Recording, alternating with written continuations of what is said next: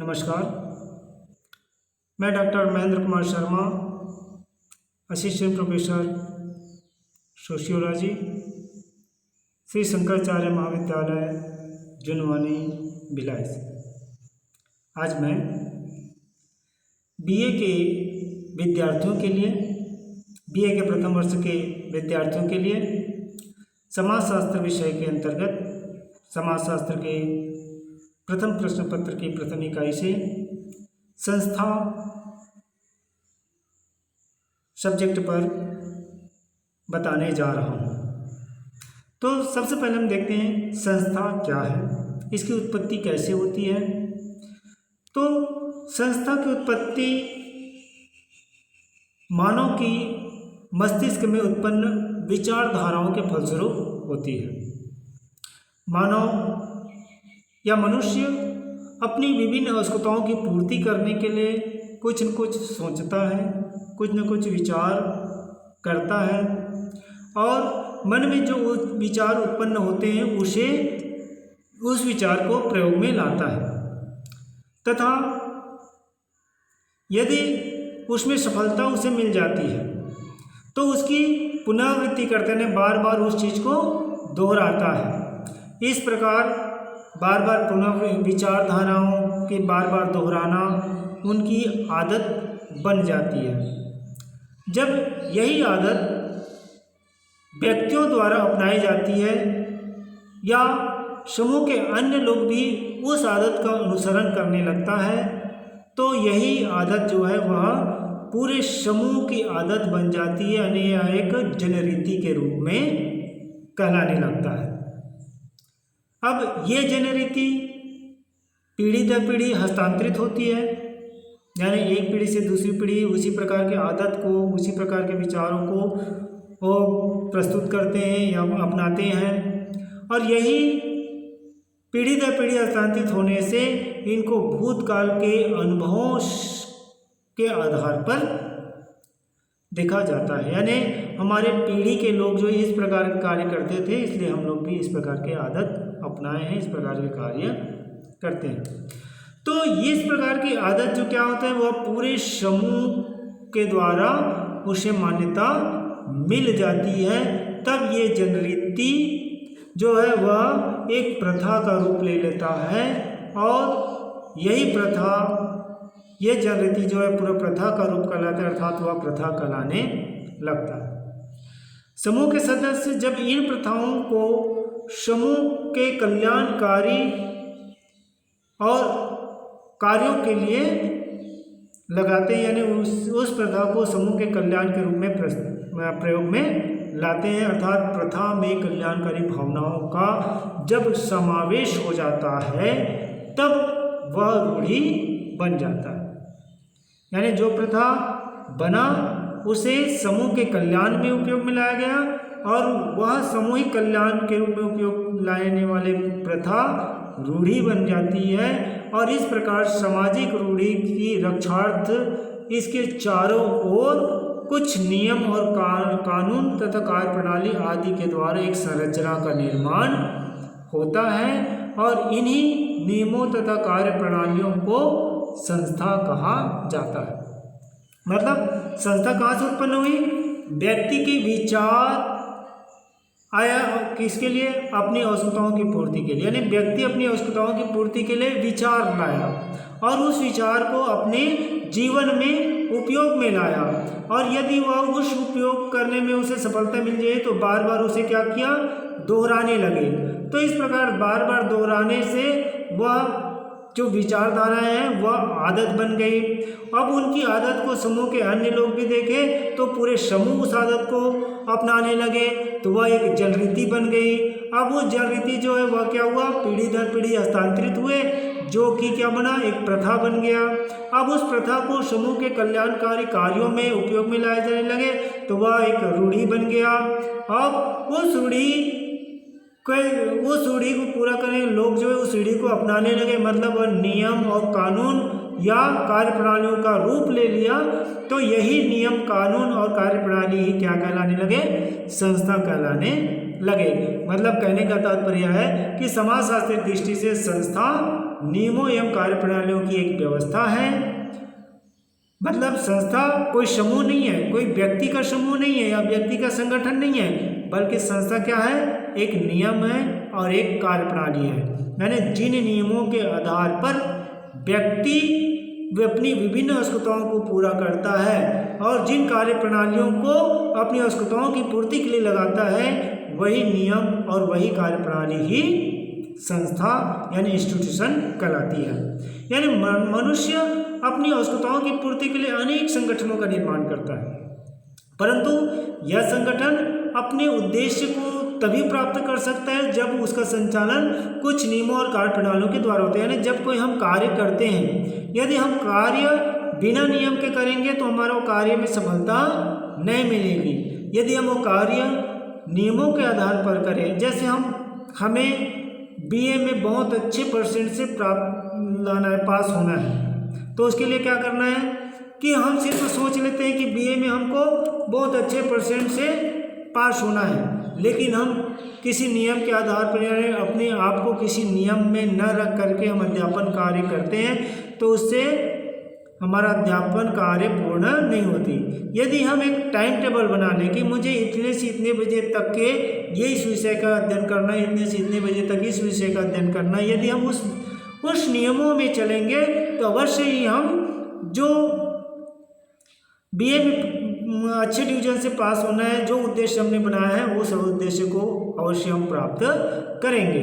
तो इस प्रकार से बिना किसी नियम की या बिना किसी कार्यप्रणाली के हमारा कार्य या हमारी आवश्यकताएं पूरी नहीं होती है। संगठन के इन्हीं नियमों एवं कार्यप्रणाली की व्यवस्था को ही संस्था कहते हैं। संस्था ही समिति का कार्य का निर्देशन करती है। यानी समिति, जैसे हमने पूर्व अध्याय में हमने समिति के बारे में बताया, तो समिति जो है व्यक्ति कुछ निश्चित नियमों या अपनी आवश्यकताओं की पूर्ति के लिए समिति का निर्माण करते हैं, लेकिन उस समिति में उद्देश्यों की प्राप्ति के लिए कुछ नियम, कुछ कार्यप्रणालियाँ होती है। तो यही नियम और कार्यप्रणाली जो है वह समिति के कार्यों को निर्देशन करती है। यानी समिति में नियम कार्यप्रणाली होती है और वही संस्था कहलाता है। अर्थात संस्था के द्वारा ही समिति के कार्यों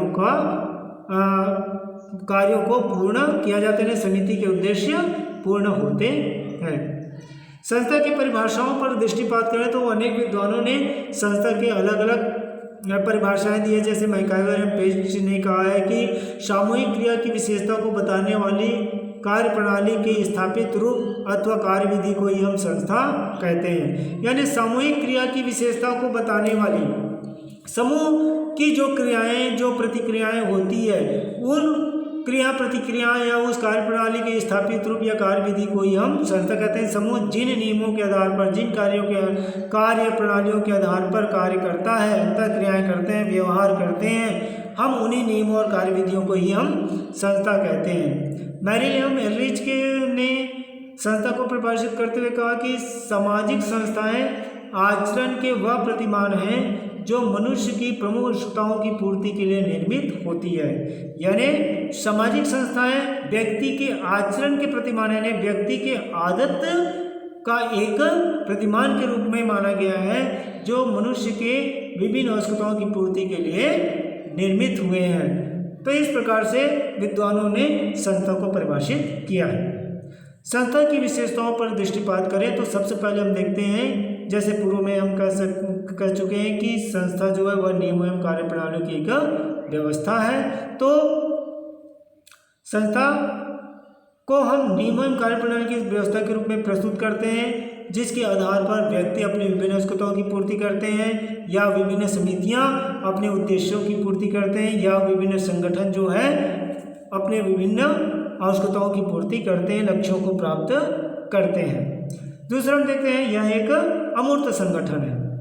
यानी संस्था व्यक्तियों के द्वारा नहीं बना गया है, बल्कि यह क्या है, मौखिक, लिखित या अलिखित रूप से यह नियम और कार्यप्रणाली बनाई जाती है, जिससे हम अपनी आंखों से नहीं देख सकते। यह मौखिक भी हो सकता है, लिखित भी हो सकता है, या अलिखित भी हो सकता है, इसलिए हम इसे अमूर्त संगठन के रूप में प्रस्तुत करते हैं। यानी इसे अमूर्त संगठन के रूप में प्रस्तुत किया जाता है। स्पष्ट उद्देश्य, यानी संस्था के उद्देश्य क्या होता है, स्पष्ट होता है।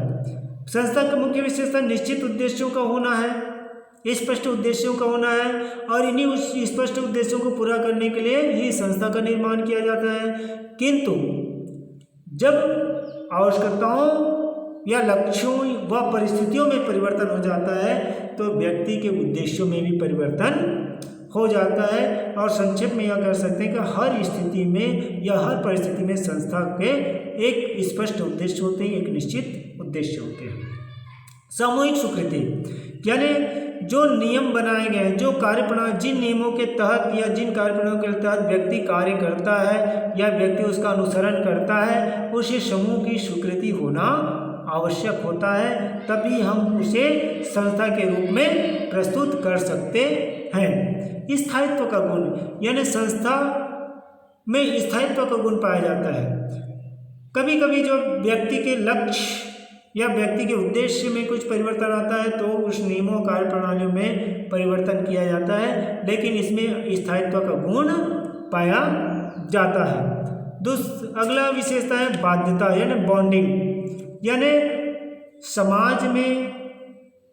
समाज की विकास के लिए, समाज की व्यवस्थाओं को बनाए रखने के लिए समाज के द्वारा जो नियम बनाए गए हैं, समाज के द्वारा जो कार्य प्रणालियाँ बनाई गई है, तो समाज में रहने वाले हर व्यक्ति को उस नियमों और उस कार्य प्रणालियों का पालन करना आवश्यक होता है। यदि व्यक्ति समाज के इन नियमों या इन कार्य प्रणालियों का उल्लंघन करता है तो समाज के द्वारा उसे दंडित किया जाता है। यानी समाज के द्वारा जो नियम कार्य प्रणाली उसे पालन करना हर व्यक्ति के लिए आवश्यक होता है। प्रतीक सिंबल यानी प्रत्येक संस्था के एक सिंबल होते हैं। महाविद्यालय एक संस्था है, परिवार एक संस्था है, तो प्रत्येक का एक सिंबल होता है, यानी उस सिंबल के आधार पर, उस प्रतीक चिन्ह के आधार पर उस संस्था की पहचान बनती है। जैसे हम देख लेते हैं महाविद्यालय एक संस्था है, तो उस प्रत्येक महाविद्यालय की अपनी एक लोगोस होती है, एक अपने एक का प्रतीक चिन्ह होता है, एक अपना एक गुण होता है। उसी प्रकार से जितने भी इंस्टीट्यूशंस होते हैं, इंडस्ट्रीज होते हैं, वहाँ पर भी इस प्रकार के प्रतीक चिन्ह पाया जाता है। तो इस प्रकार संस्था की एक प्रमुख विशेषता के रूप में प्रतीक चिन्ह को भी माना गया है। परिवर्तनशीलता यानी जैसे जैसे व्यक्ति के विचारधाराओं में परिवर्तन आता है, व्यक्ति के सोचने समझने में परिवर्तन आता है या उद्देश्यों में परिवर्तन आता है, तो इस संस्था के जो नियम हैं यानी समाज के जो नियम हैं, जो कार्य प्रणालियाँ हैं, उन नियमों और कार्य प्रणालियों में भी परिवर्तन किया जाता है।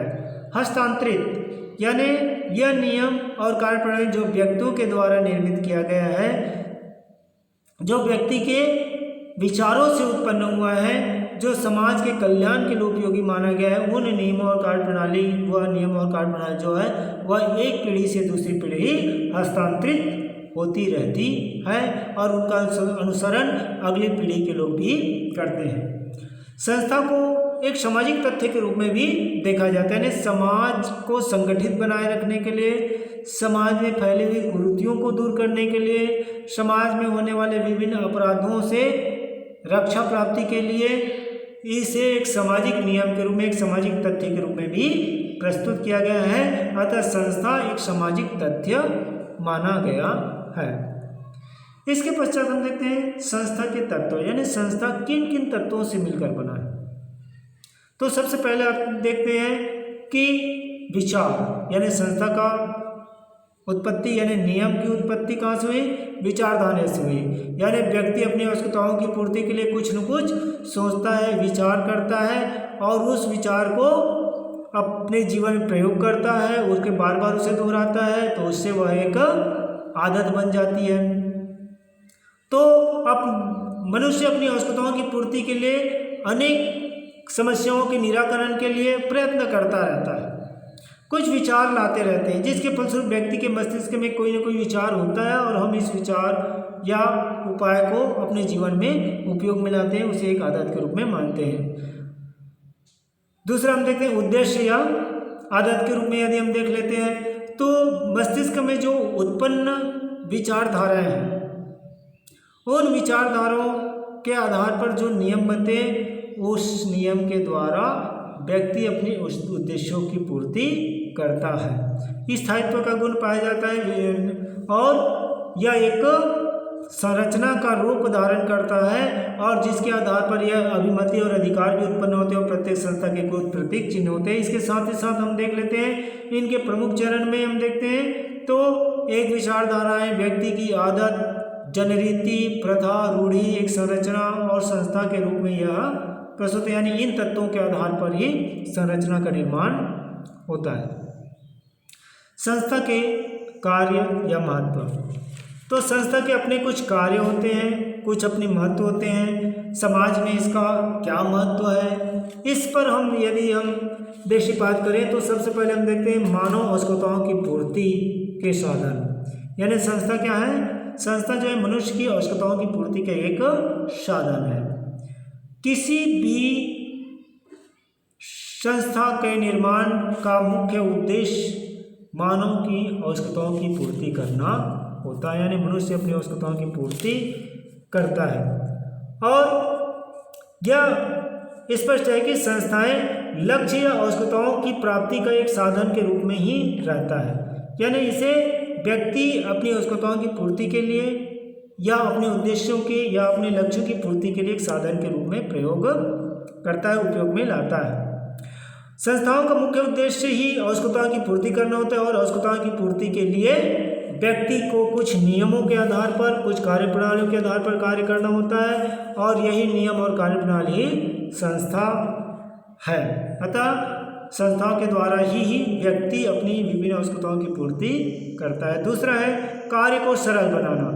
यानी व्यक्ति के दैनिक जीवन में जो कार्य हैं, जो उद्देश्य हैं, जो उनकी आवश्यकताएं हैं, उन आवश्यकताओं की पूर्ति के लिए, उन उद्देश्यों की प्राप्ति के लिए, उन कार्य